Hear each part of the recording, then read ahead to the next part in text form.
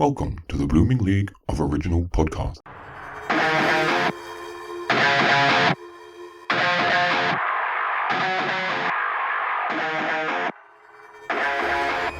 G'day and welcome to an extra special second anniversary edition of Thrash and Treasure, the Torture Chamber musical comedy podcast that pits a Glee Club kid against an emo kid to see who complains the most. And speaking of ugly, I'm Aaron, and I'm joined as unusual by no co-host this week because guess what me? I'm joined by another legendary diva in the studio today, and after running the Hollywood gauntlet for over 40 years, it's time we drag him through our torture chamber. But it's okay, he's a big boy and can handle it since he played a colonel, a captain, a cop, and a colonel, a major, a coach, and another colonel, an XO, a sergeant, a soldier, a super soldier, a superhero, and the Superman, a special agent, and seriously, another colonel, but also a doctor, a drunk, a detective, a deputy, and about 8 more colonels within the FBI, CIA, NSA, CSI, CSI, NY, NYPD, NCIS, and KFC, where he no doubt played the colonel there too. So with a battalion bursting with action-packed roles that made you say, oh, it's that guy again. In The Kid, Predator 2, Wyatt Earp, The Patriot, the blockbuster Independence Day, Cohen and Tate, plus his second iconic role as smart-ass soldier Animal Mother in Stanley Kubrick's acclaimed war thriller, meaning this Chicago-born bloke has truly brought his full metal jazz hands.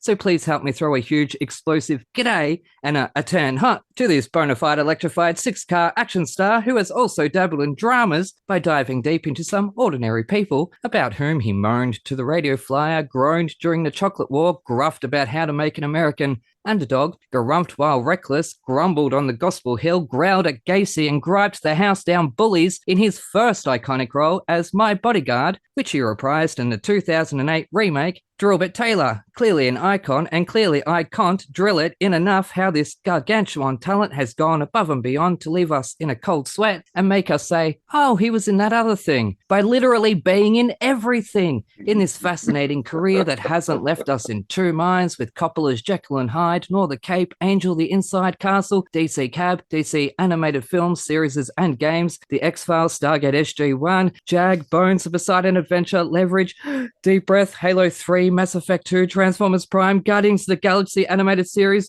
Deep Breath, Jackie Chan Adventures, War of the World, Goliath, and I would go on, but that last ship has set sail with this Goliath, Captain Awesome at the helm. So as we welcome to the torture chamber, surprise, surprise, Colonel John Casey, his 4th or 5th iconic role. I don't know, I've lost count by now. So chuck on your pink glittery pancake hat, a short skirt, and a long brown coat as we salute this herder of nerd, this mother of animal, this sweet-talking son of a teacher man, this bitch slapper of aliens and space humans with his most iconic role in Firefly and Serenity. So let's disturb the peace and crack open our finest whiskey for the hero of Canton, the man we call Mr. Adam Baldwin. Yay! Welcome to the torture chamber.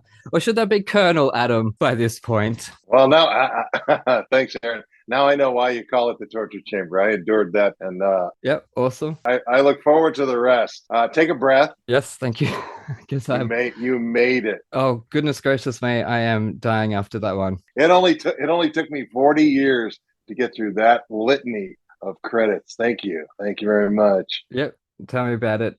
My whole life's work has been distilled down into that one little monologue intro. one little ball of idiocy, basically, delivered by some moron from Australia. But I'll tell you what, look, with over 100 credits to your name, that was, funnily enough, not the most daunting one that I have faced. Wow. Because it was kind of easy. You know, you do put a bit of your personality out there, so I knew where the jokes were and stuff like that. And a lot of the characters are quite grumpy, so I knew I could make a joke about that. And you pop up in everything, so I couldn't have done it without you having done all of that. So thank you very much. I'm not as grumpy as some. I'm grumpier than most. That's fine. I have called myself a curmudgeon plenty of times on this show, as our regular listeners would know. And they would also know that these introductions kill me every single darn time because I do them live, as you've just heard. Yeah. I tell you, because you are American and you have been asked 100,000 questions at every convention online, offline, everywhere. So if I ask you something that you have been asked, you can plead shut the fifth up, because the rest of us don't have a Fifth Amendment. And I will move on immediately because I don't like to ask the basic bitch questions or questions that have been asked a million times before. But also, I believe once you said, and I could be wrong again, you once said you wanted John Casey to go out in Chuck in a blaze of glory in the final episode. Yeah, and a bunch of hot lead and explosions and a rain of fire. That would have been a good way for him to go out, not as a a love bird chasing after a bird. Yeah.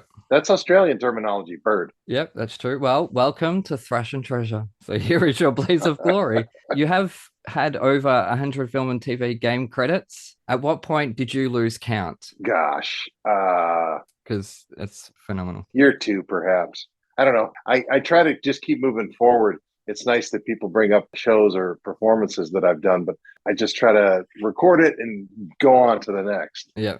Just a job? It's not that it's just a job. It's just why look backwards, man? That's the devil is back there. Don't look back there. Which one is your favorite of mine? I have got a question about it. It's actually Full Metal Jacket. No. Games. I'm not a gamer myself. I just do some voices in a couple of games here and there.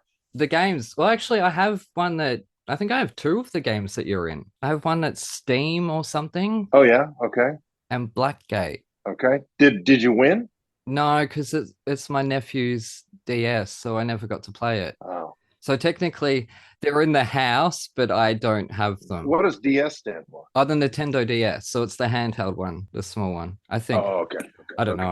I'm an Xbox guy nowadays. I'm lucky if I can get these AirPods to work. Yeah, tell me about it. Look, I'm lucky if I press record, if I remembered. But anyways, we'll move on. If you were a rock star, what would be in your craziest, most over-the-top rider? Gosh. Let's see. I suppose I would have to be guaranteed a suite with a built-in jacuzzi and various and sundry. Yep, that's what we're talking about. It's not even crazy, but it's comfort. At my age, you got to be comfortable, But at a rock star's age, there are a lot of rock stars out there who are older than I am, and their hair is way darker. How do they do that? Lace front wigs, Adam. That's how they do that. Yeah. They have got the most expensive wig you can imagine. Well, I guess the jacuzzi and some companion corgis, that might be cool. Puppies. I like corgis. They're cute. They're cute dogs. Puppies. Yeah. I love my puppies. Once they're no longer puppies, once they become yearlings, no, they have to go per the rider. I'll sign the tail. Off you go. Yeah. Oh, lovely. But anyways, we're going to move on. Little Birdie tells me that you play the drums. Is this true, Adam Baldwin? No, I do not play the drums. You don't? No.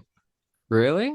No. Okay. That birdie is wrong. That birdie is wrong. I can strum a little guitar, but I don't play drums. Maybe it was the guitar then. I don't know. This was years ago, and I heard that and I'm like, whoa. No. Really? Really? I get Scout's honor.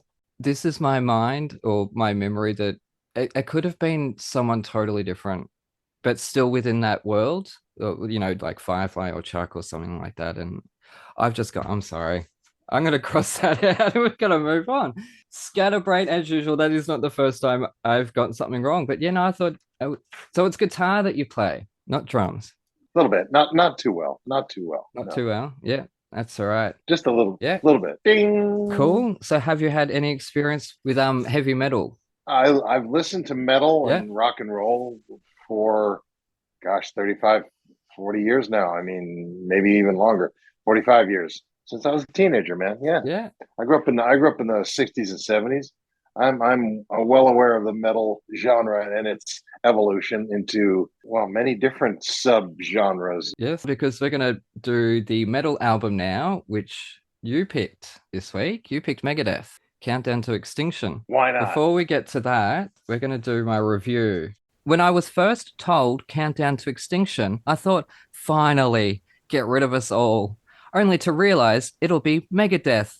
And I felt bad for a minute, then thought, nah, about time we buggered off. But much to my disappointment, I realized it was the band Megadeth, and the album is Countdown to Extinction. Damn, this apocalypse gets 1 star. So I fired up the album, and the opening number, Skin of My Teeth, started. Now, I confess I've heard Megadeth before, pre-1994 especially, but where other bands from my childhood have long lingered, Megadeth have always been buried 6 feet under the more radio-friendly bands, so I don't know what I was expecting. But what I got as each track progressed wasn't the sounds of a band willing to experiment or stretch their melodies beyond the one level, not really ever showcasing peaks and valleys, nor twists nor turns, not even any slight kinks to raise an eyebrow. Here we have, quote, loyal heavy metal, unquote, with lead singer Dave Mustaine's vocals offering a dark yet theatrical narrative flavor. The compositions never really take us off the ground, which ultimately restrict this nigh on interesting tone within his voice. So again, I feel torn. Here we have another legendary band whom I feel unsurprised by. Well, no, I am kind of surprised that the album as a whole feels slightly nonchalant, which may be due to the new members, but with a strong reputation preceding them, it's hard not to feel almost let down, if not for the theatrics. Sweating Bullets, at 13 minutes long, stood out as this felt like the opening number of a musical, especially given the aforementioned tone in the vocals. I can't help but wonder if the all-in mentality took away any unique vision for this 30-year-old classic. But it begs the question, can you have a vision for an album? What's the audio equivalent? But I digress. Whilst I couldn't tell you any past Megadeth songs or albums, they were on rotation in my early years through my brother, but I just have no memory of them to be able to compare, so I'm afraid it's a 3 stars from me. Whilst never boring per se, there just wasn't enough meat left on the bones after the Extinction event. So yeah, I don't know what I was expecting more or something familiar, I guess. I just thought it traipsed along at one pace, if you will, or each song was one pace within itself. Okay, so you said it sounded a little bit nonchalant. Could that just A be little bit, yeah. attributed to the super talent of Dave Mustaine? He's so good at what he does, and it was so clean and well produced. You were expecting something a little more raw and rough, recording wise? Possibly, yeah. Or just experimental in their music. Oh, okay. In the compositions, because it felt like bar maybe one song, it stayed at one level. There was no crescendoing or anything like that, which that's a musical theater thing, really, when you think about it. But I guess we explore so much metal on this show, so many different types of metals and so many experimental musicians that will blow my mind, because how have I never heard of them? How are they not all over the media or whatnot? But here is a band that is so well known that I have memories of them, listening to them. If you were to name some songs before this album, it would probably ring a bell. So I don't know what I was expecting, I guess. Because when I think of Guns N' Roses, Metallica, they're just so iconic in their songs. Okay, fair enough. I saw the Big Four play, this is probably, 10 years ago now. Going on 10 years. Can you name the Big Four just off the top of your head? Yes. Ginger, Scary, Baby, Sporty. No. Oh, try again. Oh, come on. Yes, it's Metallica, Guns N' Roses, Megadeth, and Sepultura or Pantera. No. Oh. It's it's Metallica, Slayer, Anthrax, Megadeth. Oh, okay. I don't have them on my bingo card, sorry. Oh, okay. Ding ding. I saw them with my son. We went out to Coachella and saw them. Yep. The play. It was freaking great. Oh, wow. Megadeth opened, followed by Anthrax, then Slayer, and then Metallica closed the show. So it was, I think Megadeth went on at like 3:30, 4 o'clock in the afternoon, and we got out of there at 10. It was great. It was just great. I tell you, the extra $100 for the VIP seats, or the VIP pit, if you will, they were well worth it. And were you headbanging? A little bit. I had a flip camera with a telescoping mount, and I was sort of 360ing, videoing the pit and the stage. And about 2 minutes of doing that, the security guard tapped me on the shoulder and said, "Yeah, don't do that." Yeah. Oh, bugger. Okay. I have some footage lost in an old laptop in a closet somewhere. I'll dig it out at some point and get it to Ancestry box. But Megadeth, it's really good treadmill music. It's good for working out and lifting. It's awesome. That we hear that a lot from our musical theater guests, that they're like, I put the metal album on while I was working out and it was perfect for it. Yeah. I'm like, yes, that's because it's that same pace all the way through. But so I don't know what I was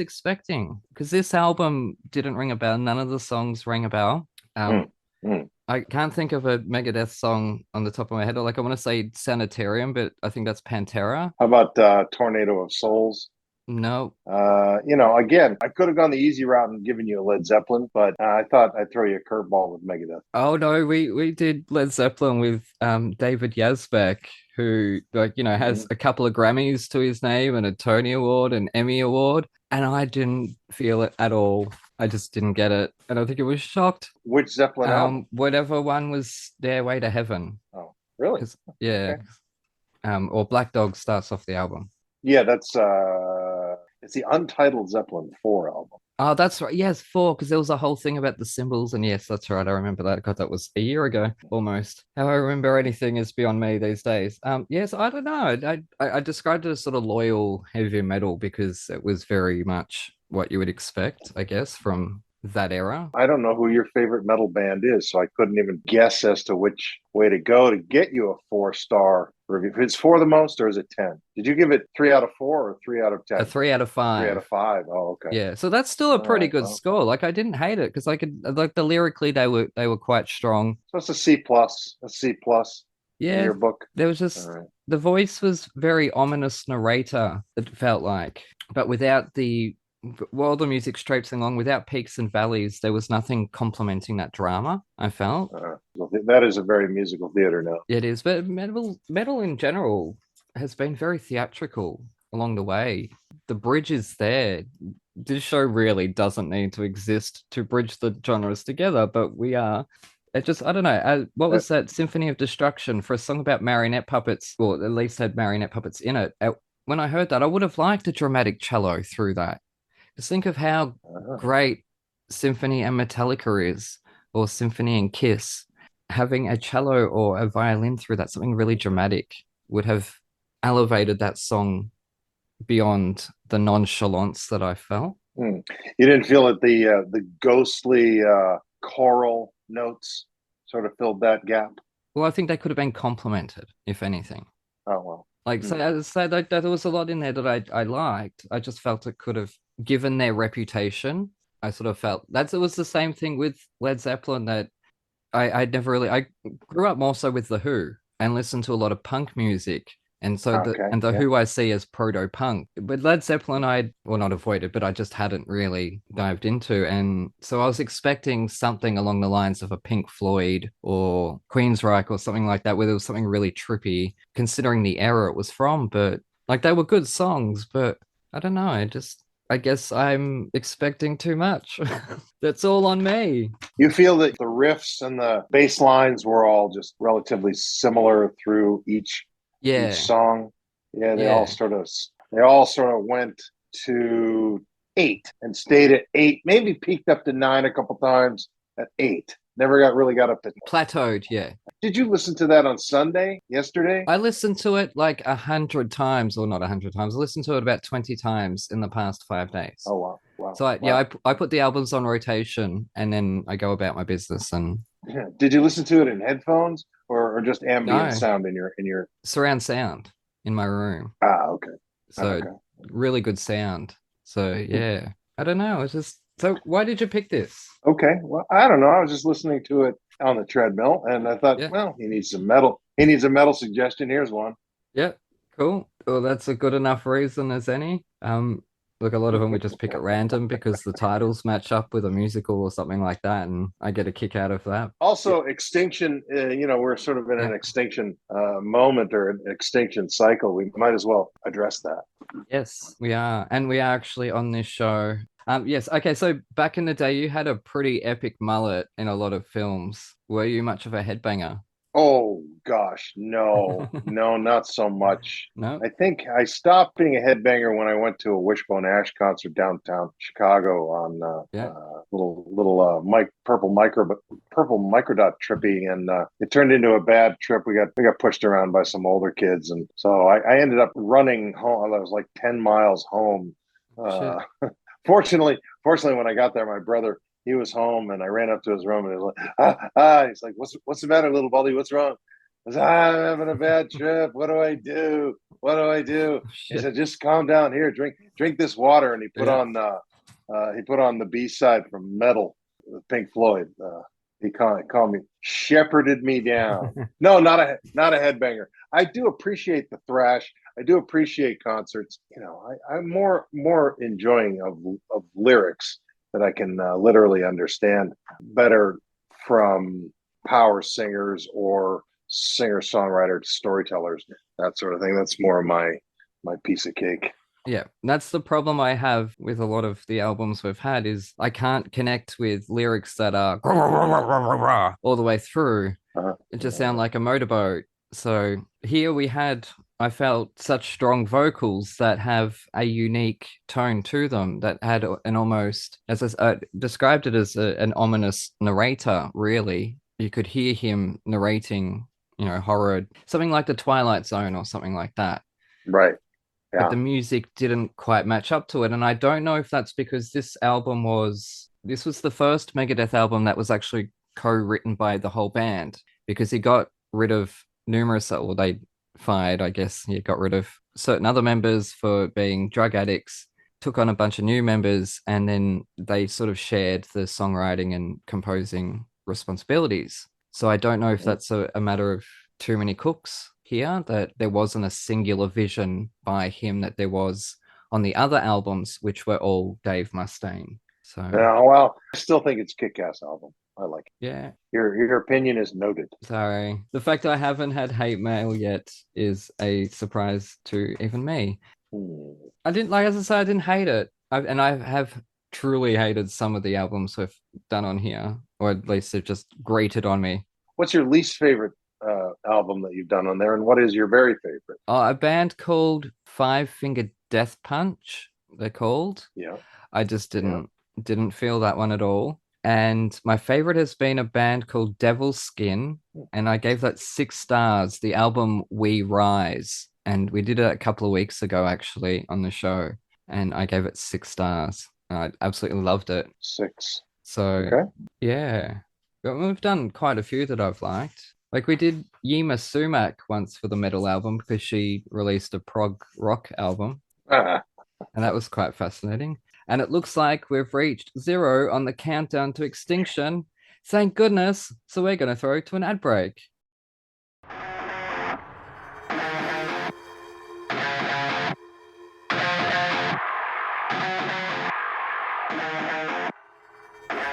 Hey there! It's time to get popped on Culture, the official Puzzle Hub pop quiz podcast. And welcome to game number 5. I'm your new host, Matt Young, and for today's special theme, we're going to test your knowledge on musical groups, including bands, boy bands, girl groups, and vocal ensembles. Play against your friends or the clock and see how you go. Alright, let's get into it, shall we?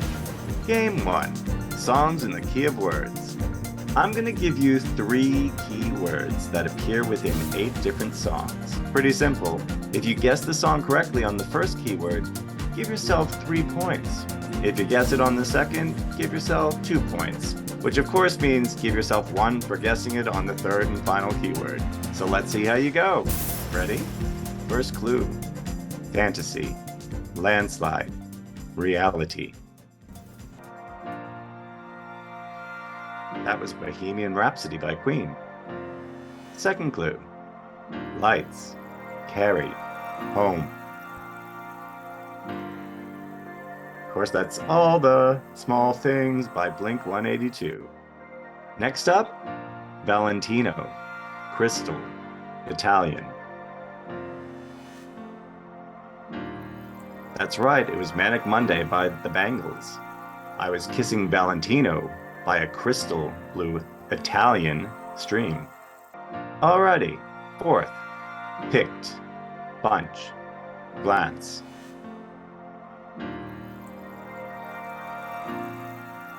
I Want You Back by the Jackson 5. How are you going so far? Next up, lady, glitters, buying. A Stairway to Heaven by Led Zeppelin. Lonely, gazing, window. That one was a little bit hard for me, but that was Waterfalls by TLC. Here's our 7th clue. Walked, smile, cool. Of course, that was Stop by Spice Girls. And lastly, Honey, Bees, Envy.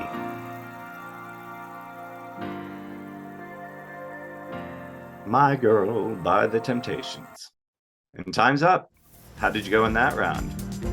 And be sure to check out our other shows on the Loop Network, especially Thrash and Treasure, where you'll hear incredible interviews with genuine icons of stage and screen. So until the next game, I've been Matt, you've been Popped on Culture, and I shall see you next time. See ya!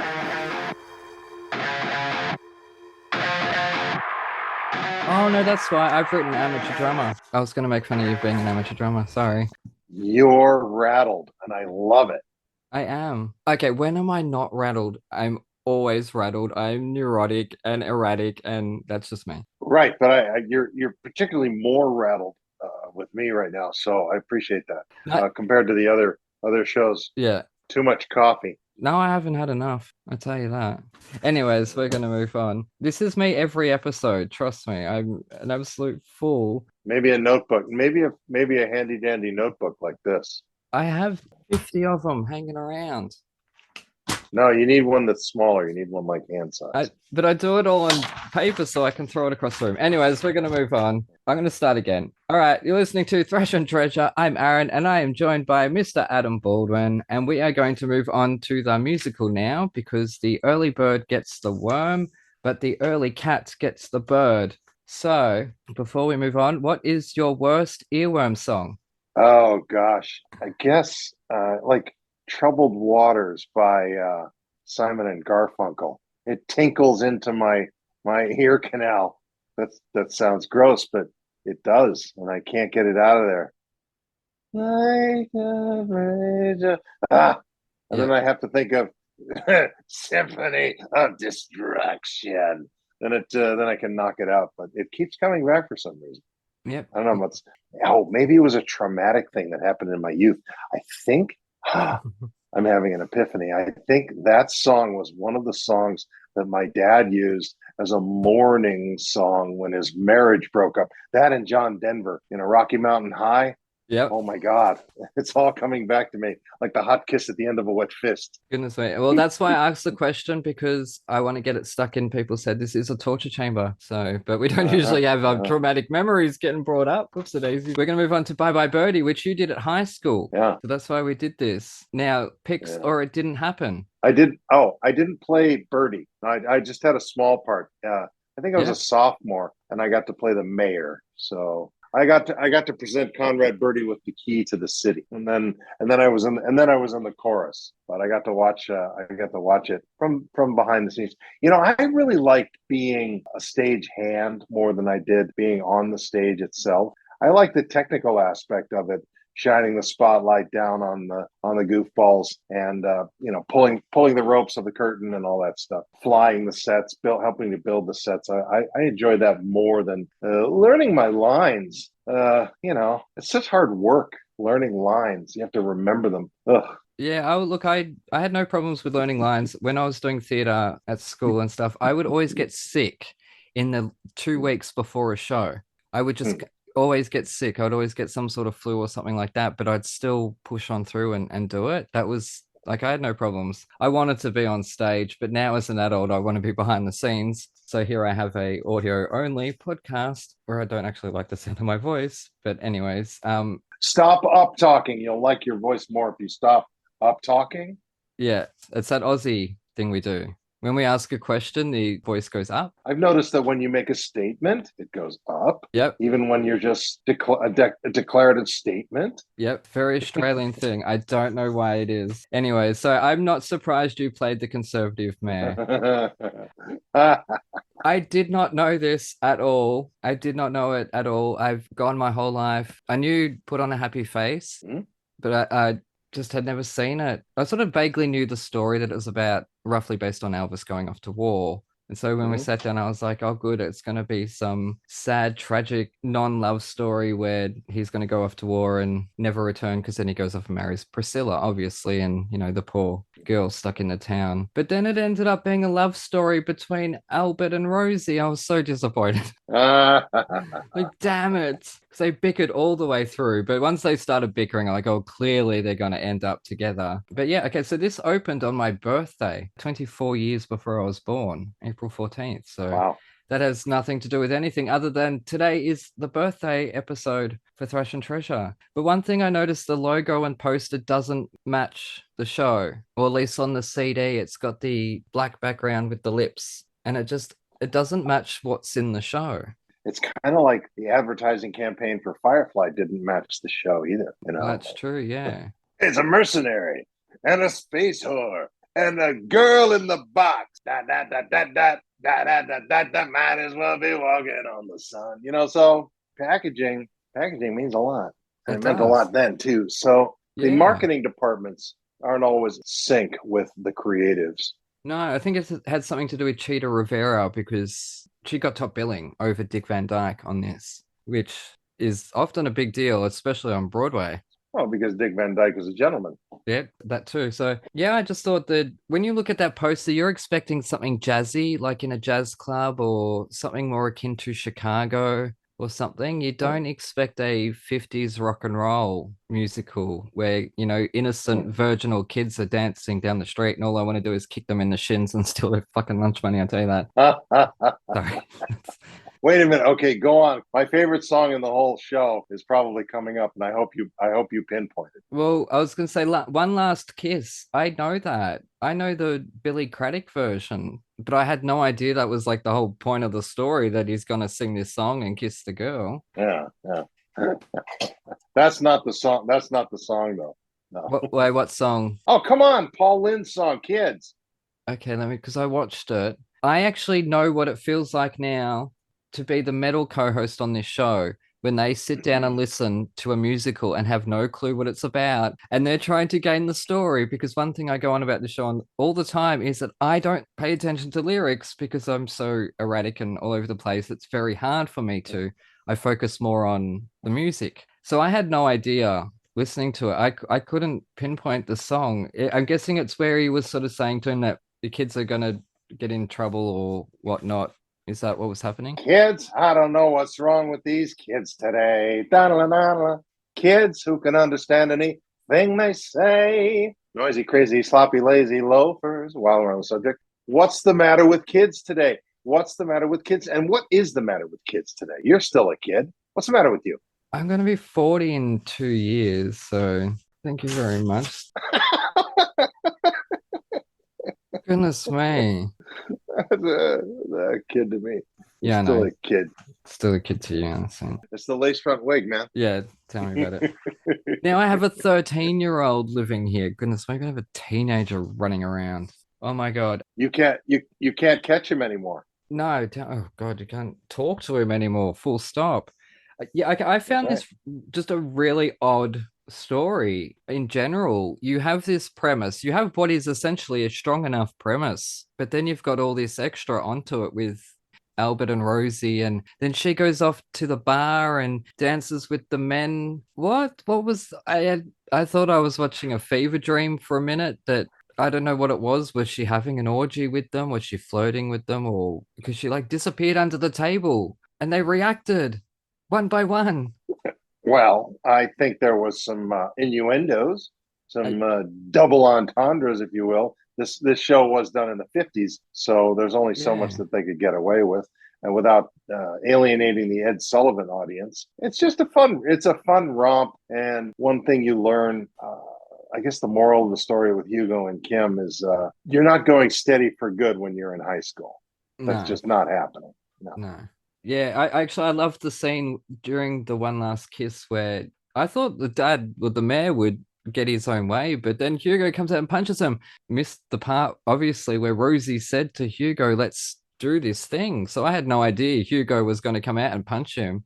So I thought that was pretty funny. But I can see why high schools in America especially love doing this, because it is, as you say, it's sort of that fun, innocent romp, really. But there's a lot of group numbers in it. There's a lot of opportunity for, big casts and stuff like that, and kids to play characters, silly characters as well in this. The whole telephone number is beautiful. And camp. Hi, Margie. Hi, Alice. What's the story? Morning glory. What's the tale? Nightingale. Have you heard about Hugo and Kim? Love it. Come on. Every high school kid loves that. And especially when, you get to watch your, how should we put it? In our school, I guess it was the it girls, the plastics, if you will. Yeah. The mean girls. But in the weird thing about the theater department is there weren't really any mean girls. They were all very sweet and talented and funny. And I was, lucky to get out of the jock world and out of the burnout world and got into the theater world. So I had a lot of fun there. I didn't have fun with the rest of school, but theater was great. Well, hang on. That career move or that move at high school then landed you on this show 40-something years later. So was it that lucky after all? I don't know that my hockey career would have lasted 40 plus years. No, I don't know. Yeah. I couldn't imagine that. But you would have then gotten into acting, no doubt, as they all do these days. Wow, that was a bit bitchy. I love it when a sportsman, like, think about The Rock has become a genuine movie star. Like, we don't have many movie stars as they used to make them anymore. And The Rock is one of the very, very few out there. So the secret to Dwayne Johnson's success, he loves the game. He loves performing, and he's obviously very physically fit. He's very, very strong, does a lot of lifting of weights, and looks great on camera. He's very chiseled. So he has the aesthetic, cinematic good looks, plus he doesn't take himself too seriously, which I believe he learned in the ring with WWF, WWE. And that's, audiences love that. They love it. They love self-deprecating humor from an otherwise indestructible tough guy. That's it. He's charming. He's got this undeniable charm to him. Yeah. So all that, yeah. Anyways, how do we get on that topic? Oh yeah, going from hockey to doing theater. Now it's funny. When I saw on your resume that you had sung in Castle, I went and checked out the episode. You sang Sondheim? I did not expect that coming. They got you guys to sing West Side Story. Yeah. Goodness gracious me, of all the musicals, of all the composers they could have given you guys to sing. Boy, crazy boy, stay cool. Boy. I had to run through that a bunch of times with Nathan. He taught me how to do it. He's way more skilled at song and dance than I am. So he said, "No, Adam, dummy. It goes like this: boy, crazy boy, stay cool, boy." Oh, okay, I got it. Got a rocket in my pocket. Stay cool, boy. Yeah, I love that. That's a great episode. He's a hilarious, wonderful leader of the pack on any show he does. Yeah, no, I was so surprised because I didn't know what I was expecting. It just said cool on IMDb. Song cool. It didn't say by Stephen Sondheim or anything like that. So I didn't know going into it. It was going to be West Side Story. I don't really like West Side Story or whatnot. Like, I don't know it all that well, but I knew what it was straight away. And I was like, what? Goodness gracious me. So I think you are essentially the American Hugh Jackman because you've gone from doing musical theater to doing action movies. Oh, that's right. That's a great comparison. Adam and Hugh Jackman. Terrific. God. I'm teasing. Not at all. You ever see him do Oklahoma? Oh, I did on DVD, but I saw him do Beauty and the Beast twice. He's head and shoulders above anything I can do. I wouldn't even attempt that. No, he's fantastic. He's doing Music Man on Broadway at the moment, which I would love for Hugh Jackman to come on this show. Nudge, nudge, wink, wink, Hugh Jackman. Yes. Okay. So you've traveled a hell of a lot with your work. We're speaking of Bye Birdie, and he flies away, or not flies away. He's going off to war. You've traveled enough. So has there been a time when you were traveling that inspired you creatively? That's a good question. I think I worked on a Roger Corman production called 800 Leagues Down the Amazon. And we went to Peru. And we went to Iquitos, Peru, which is on the other side of the Andes, really at the headwaters of the Amazon. Yeah. And that's where I learned to enjoy cigars because you could get really good Cuban cigars there. And I also learned that when you first arrive in a hotel in a strange land, check the water pressure and see if there will be hot water coming out of the faucet. If there's only cold water and it's a trickle, move hotels, which I did. Yep. To a new one where it had air conditioning too. That was good. Creatively, I just figured out a way to store needed tools and clothing for going off into the bush. Yeah. It was fortunately it was a dry season, so we didn't get monsooned out, but it was pretty creative imagination. We went to some shamans, myself, Barry Bostwick, and Daphne Zuniga, and one of the other cast members. Tom Verica. We were invited to go to sit with a shaman while he was drinking ayahuasca, and I thought, it's kind of cool and spiritual. They light a candle. You're in a sweat lodge out in the middle of nowhere. Gosh, I hope we get back home. But after about 20 minutes of them drinking this potion, it was just a couple of drunk guys. So it just, and there was a translator there telling us what he was saying, and how our lives were going to be affected by it all. And they weren't. It was just a couple of drunk shamans getting hammered on root concoctions. Wow, in bloody Peru. Yeah. So, Bye Birdie, as I say, I didn't know this. I don't know how it's gotten by me over the years. I really don't, because it's clearly very beloved. Oh, yeah, absolutely. Dick Van Dyke is, and Anne Margaret are obvious reasons why. Yeah. Cheetah Rivera too, but come on, that opening segment I sent you with Anne Margaret singing "Bye Bye Birdie," so wonderfully beautiful. What a movie star, huh? Yeah, and reading about the movie, I know a couple of people weren't happy with it because it was sort of tweaked to be a vehicle for her, which didn't surprise me at all, really, because that's sort of what happened a lot with movies back then. You didn't buy the fact that she was in high school? Oh, no, not at all. No. Well, I barely bought that she was a mother in Tommy.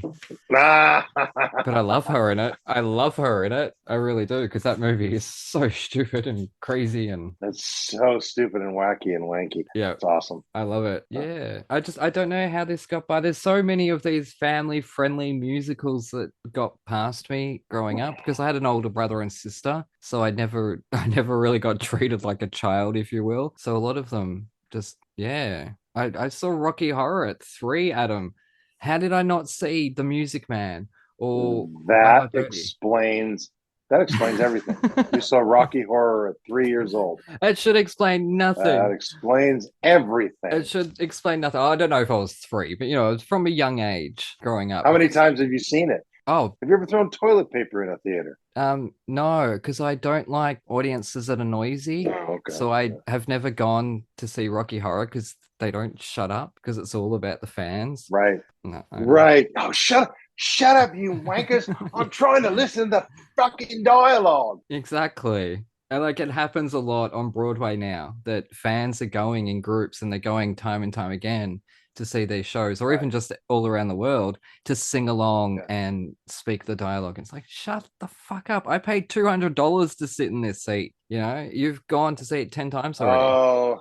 Like, what? You need comp house seats from now on. Yeah, I know. Tell me about it. How many guests have I had? I've had over 60 guests on this show, and only once have we been offered free tickets. And I didn't get offered them. My co-host did. Oh. Disney's Frozen in Perth. Oh, in Perth. All the way across the country. Yep. All the way over in Perth.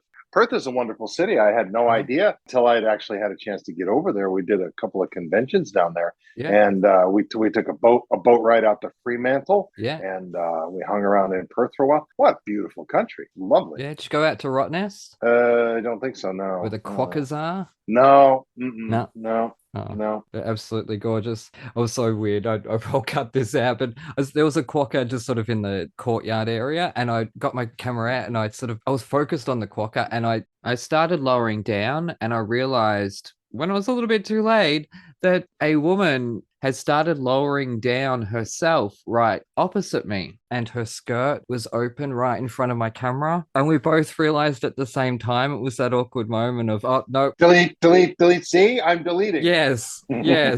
It was what it's just like the really awkward moment. Her face turned red, mine turned red. It's like, okay, we're gonna walk away from this situation right now and never speak to each other again. Because, well, obviously we wouldn't have to, but still.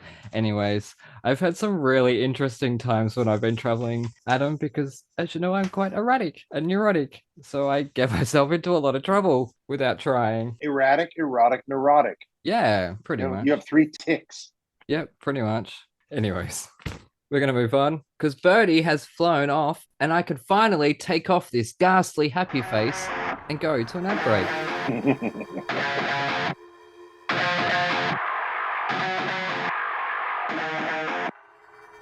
G'day listeners, Aaron here. While you're topping up your coffees, did you know that you can support our show and go on a fantastically scary adventure at the same time? Go to www.thetonistontales.com/bookstore to grab your copy of The Toniston Tales, a darkly funny Aussie trilogy about a young boy who rescues injured animals in his spare time and the roller coaster ride he's taken on by a literal fish out of water. Written by me, the village idiot of Thrash and Treasure, you'll come to love Toniston Turnbull and the dozens of wacky characters that he meets along the way. And here is a sneak peek. After barely 3 hours of light sleep, Toniston Turnbull slowly opens his eyes, his body feeling heavier than it ever has before. Not from extra weight, from tiredness and stress. Polly sighs in the shadows behind him, the flame of the nearest barbed wire tiki torch tower having died down, but not out, while Toniston napped. "Are you awake?" Toniston whispers. "Oh, how can I sleep in this place?" Polly moans, turning onto her side and facing Toniston, who stays on his back, imagining obscure animal-esque shapes in the rusted tin roof above them, shadows faintly formed by the nearest dying torches. "We need to work out a way to get out of here," Toniston states the obvious.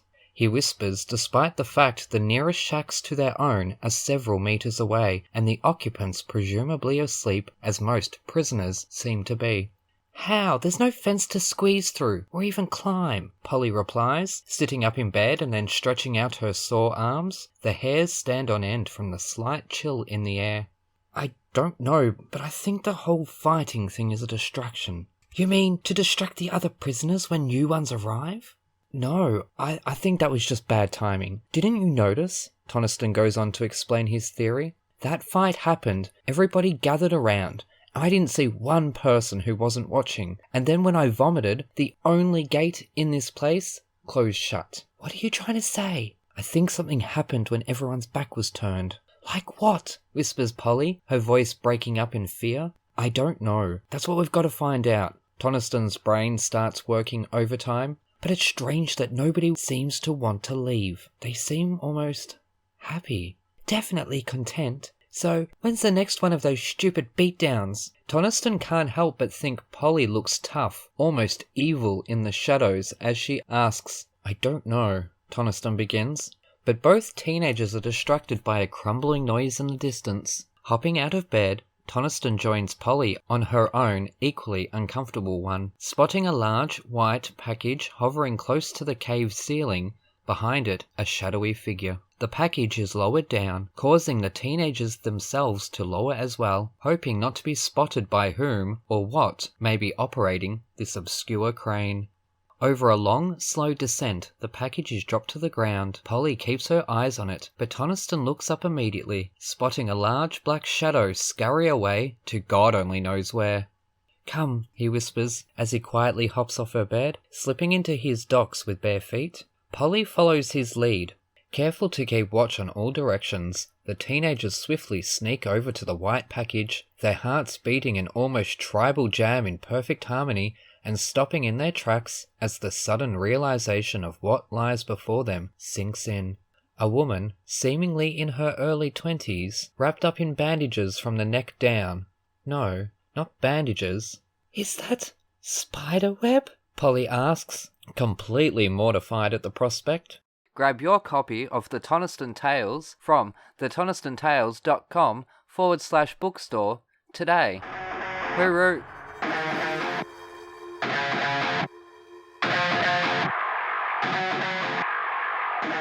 Right, you're listening to Thrash and Treasure. I'm Aaron, and I can't take the skies from he. It's Mr. Adam Baldwin. You've worked with a lot of stuntmen over the years, a hell of a lot of stuntmen. Have you found me a husband yet?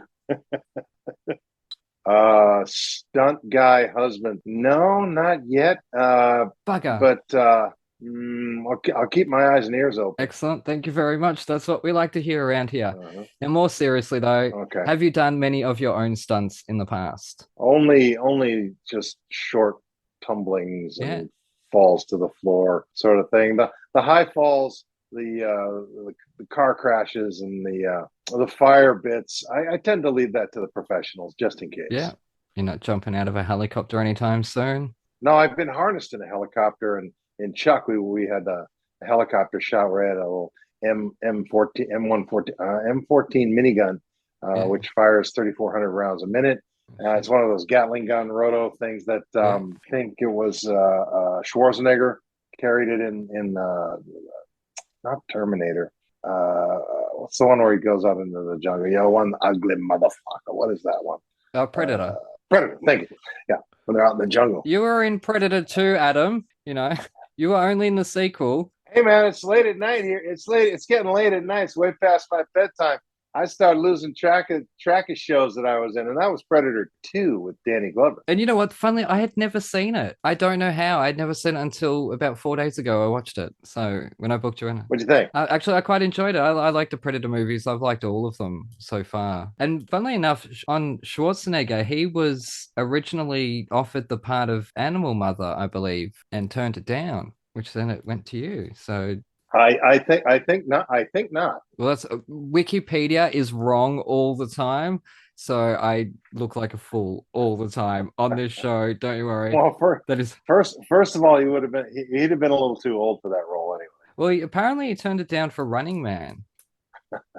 Okay. Hey, Wikipedia, that's your story, and stick to it. Okay. Oh, look, we I asked Craig Bierko if he had been punched in the throat on stage on opening night, because it was on a Wikipedia, not his Wikipedia, and he had no recollection of it. And I'm like, okay, well, obviously had a concussion as well. Well, we know what Wikipedia is. It's basically a blog. Yeah. A blog, information blog. So take it for what it's worth. I do. So that's why I like to clarify things along the way on this show. Is this true? Is this not true? Even then, IMDb has been wrong plenty of times and made me look like an absolute fool. I tell you that. But anyways, now Firefly was obviously a grower, not a shower. Do you get sick of people asking about a follow-up? Well, no, I don't get sick of it. I just think that it's a little far afield at this point. Yeah. Again, it's above my pay grade. If they asked me to come back in any fashion, reasonable facsimile thereof, I would jump at the chance to reprise that Jane Cobb character because he was fun. Yeah, because it was meant to be the game, the Firefly Online. I have no idea what happened with that one. Oh, it's gone to the wind with FTX. Crypto, beware cryptocurrency and Ponzi schemes like the Firefly game. Mm-hmm. They happen a lot, don't they? Unfortunately. Now, one of my favorite projects of yours is Full Metal Jacket. And it's also, in my opinion, it's actually one of the scariest horror movies, and also one of the greatest movies ever made. It's stunning. It's scary. Full stop. Like just what they go through at the very start, and obviously, and with Vincent D'Onofrio, his spiral, and even just his facial structure changes once he gets hit with the soap, and then obviously we go to war, and that sniper scene, and like I watched it actually while listening to Bye Birdie. People say that the whole Pink Floyd, Dark Side of the Moon, and The Wizard of Oz match up. Mm-hmm. And I've said it on this show before, you're just tripping. You put on any movie and any album and they will match up. And I promise you put on Full Metal Jacket and Bye Birdie at the same time, you will get a good laugh. Because there are quite a few moments that there are group numbers when everyone's marching and stuff like that. I thought that was quite fun. But even like the sniper scene was still incredibly tense without the sound, without hearing anything that was going on in the movie. Now, Kubrick as a director was well known for being quite rigid. By that point, though, it was later in his career. Did he give you guys much freedom to play around? And because this was like his 4th or 5th war movie, I think. Right. We had to stick to the script, as agreed to going into the day. If we came up with some interesting ad libs and he liked it, he might keep it in. Yeah. But he would always figure out a way to redo it, write it down, make sure it was transcribed so that he could take credit for it, which was fine. Who cares? It's a Kubrick movie. We would have paid to be a part of it. Yeah. They didn't pay us much, but again, we'd have done it for free. Yeah, that's it. And you didn't get to go to Vietnam, but you got to go to sunny old England to film it. Yeah, right. Yeah, we went there in September of '85. It was beautiful summer, and it was late fall, but it felt like summer. And we didn't start filming until late October. So it got cold and cloudy and gross. And they did a fantastic job. Some of those buildings, you can't tell that it's England. Like it may not be exactly Vietnam, but it doesn't look like this is Pinewood Studios or wherever it was in England. It was old derelict gasworks. Oh, was that? Beckton on the lovely Beckton on Thames. Yeah, down the East End. Yeah. And the buildings were concrete, almost Soviet styling, and they were either dynamited, knocked over. And Stanley's art department added some Vietnamese-looking trim, and so we were fortunate that we got to stay in London because it's a fun town. Yeah, and so Vietnam is fucking hot. Oh my God, I nearly died there. Goodness me. Although when I was there, I watched Full Metal Jacket the night before I went to the Coochie Tunnels. Have you ever been? There's a book called The Tunnels of Coochie. Yeah. It's a gripping, scary-ass book about these these guys that go into these tunnels after the bad guys, and it's scary as hell. Oh yeah. No, I didn't go into the tunnels, but the book is ripping enough. Yeah, I'll tell you what, there's an eeriness in that jungle, and some of those traps are horrific. And one thing I didn't like though was an American tank that had been blown out, and so you had all the tourists climbing on it, taking photos and selfies and stuff. And it's like, how crass! Oh my God, get off it, you absolute assholes! But it was just a brilliant day, and it was just so intense just to walk through that jungle. But anyways, we're gonna move on now. How ambitious or competitive have you had to be during your career? Because you lucked out very early. Ordinary people and My Bodyguard, an iconic role still to this day. Competitive, I guess.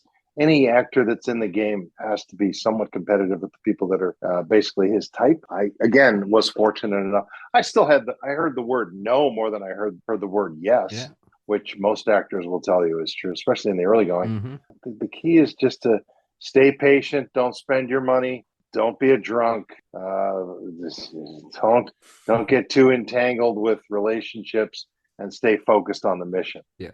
You're not the first one of our guests who has been made into a figurine, possibly a Funko. And here is one I prepared earlier, which belongs to my nephew. He has the Firefly Jane Cobb, which he got. I think I got that in Supernova, Sydney or something like that for him years and years ago. Nice. That's a good one. They made a couple of really nice action figures of Jane Cobb, so I have a couple of those. A couple from Chuck. A couple from Chuck as well, John Casey. Awesome. I have those. My wife makes me keep them in the garage now. Yeah, they're there. Yeah. Now, what is the weirdest thing they have slapped your face on, or the weirdest merch, I should say? Oh, I wouldn't know. Weirdest, such a vague term. Weird. We had Chris Sarandon on, and there's everything Jack Skellington, and whilst it's not necessarily his face, it's his character, because he did the speaking voice. So he has like the Jack Skellington doorknob and stuff like that. Like, what? Not that I'm imagining a Jane Cobb doorknob at all. Now I've just given the fans ideas. Good on me. I thought Danny Elfman did Jack Skellington's voice. Danny Elfman did the singing voice because the songs were already recorded long before Chris came in. So they got Chris to do the talking. Why didn't they just have Danny Elfman do it? I don't know. I believe we possibly talked about that on the episode, which was a year ago. So that's out there for people to listen to. I have no idea. I can't remember. Danny Elfman didn't do it though. No, I know. I'm just winding you up. I know that. But Chris is a Broadway performer, so he can sing. There's a documentary on the making of Nightmare Before Christmas that explains the whole thing. Yeah, one of Tim Burton's toughest missions was to go in and say, "I'm sorry, Daddy, but your acting is No. leaves a little to be desired. So we're gonna bring in a real professional actor, but you still get to do the song." Oh wow. It's a really good documentary, though. I really learned a lot. Tim Burton's a genius. Is that on the 2-disc DVD? Because I have the 2-disc DVD. Could be, or I think it's a separate one. I think it was more of an anniversary celebration of the making of. Yeah, absolutely love that movie. And we had Jack Skellington on my show. What? Anyways, well, since you can't think of the weirdest thing that you've seen your face on, what is the strangest thing you have autographed? Which body parts more so? Strangest, strange, also vague. I don't know, various and sundry weapons and vehicles that have been fabricated. Some of them in the 3D fabrication of the Serenity ship, of the shuttle, Anara's shuttle, stuff like that. Oh, wow. I tell you what, I'd really like to autograph Anara's shuttle. Yeah. Oh, I missed my coochie joke. You just reminded me I missed my coochie joke. Damn it, it's been a long time since anyone tunneled out my coochie. Anyways, moving on. Coochie. Thank you for reminding me. But that would have been awesome. That's not weird. Seeing, or even just the shuttle or the whole thing. The weapons, where would you, what? I'm guessing Jane or... Weird. See, there you go again. Oh, that's not weird. Well, tell me what your list of weird is. I don't know where your definition of weird begins and ends. I don't know. Someone's left butt cheek or someone's grandma. Yeah, no, someone's grandma. No, I make it a rule never to autograph someone's skin because it invariably becomes a tattoo, which I find creepy. Yes, isn't it just? Goodness me. I'm so glad you said that because I know I'm not the only one that finds it creepy. Oh, look, I find the whole autograph thing weird myself. Like, because I've written 3 novels, and anytime people buy them, like, you gonna autograph them? Do I have to? Did you really want my scribble? I don't. You do have to because it brings some people joy. I know. I don't get it though. I just. Aaron, you just have to be nice to people. I know. I try. Yeah. I do try. Just stop. No, you don't gnar. You don't gnar. You just. Hey, I didn't realize there was an R in the word no. Gnar. Oh no, yeah. There's like 10 syllables. Didn't you know that? No. Yeah. Make fun of my accent. Anyways, if they ask you to sign it unless it's a legal document or skin. Yes, I'm gonna take that advice. Anyways, okay, if 10-year-old Adam popped into the room, what reminder would he have for you? I don't know. A 10-year-old. Jeez, I'm not good at this. I don't know. 10-year-old me was a mess. Weren't we all? God, nearly 40-year-old me is a mess. It's so long ago. I don't know. What would 10-year-old? I don't. To wash your hands before you eat. No. Okay. Wipe your feet before you walk in the house, or? Nah, he wasn't that guy. No. Take the dog for a walk. I don't know. Oh well, that's all right. Now, fun question: who would win in a battle royale between Jane Cobb, Animal Mother, John Casey, and Mike Slattery? It was Mike Slattery from The Last Ship, yes? Right. Yeah. Okay, probably Animal Mother. Animal Mother being the youngest, probably Animal Mother, and being a Marine, have to go with him. Yeah. Casey was also Marine, but older. You got to go with the younger guy. Yeah, sweet. Yeah, I can imagine that. Although Jane Cobb, I don't know, I reckon because he's a bit of a smart ass, I think he might get an edge. Although a lot of them are pretty much smart asses. You play grumpy smart asses very, very well on film, Adam. Very much so. I like to think of myself as sniper funny. I wait in the weeds until the appropriate moment, and then I land the punchline. Yeah. That's my goal. To be curmudgeonly lovable.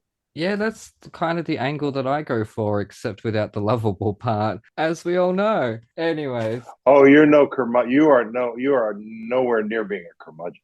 No, not today. I'm actually in a pretty good mood today, although I'm stressed like fucking that wind, I tell you what. You got a hurricane coming? We've had floods and everything lately. There's storms, there's just don't know what's happening. But I can hear the wind, and I'll tell you what, it's been. Are you in a floodplain?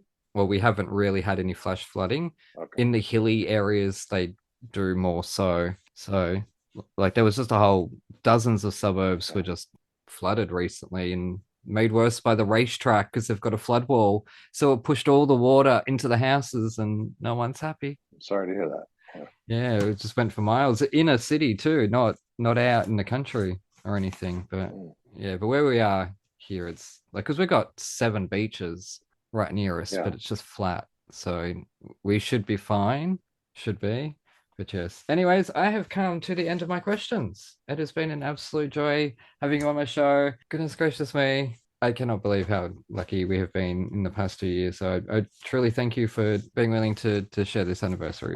Thank you, Aaron. It's a pleasure. Congratulations, 2 years, and may you go forward for another 2 years, or potentially longer than 2 years. Yes. Now, look, I have so much fun doing it. Tell you what, I'll come back for your 4th or 5th anniversary.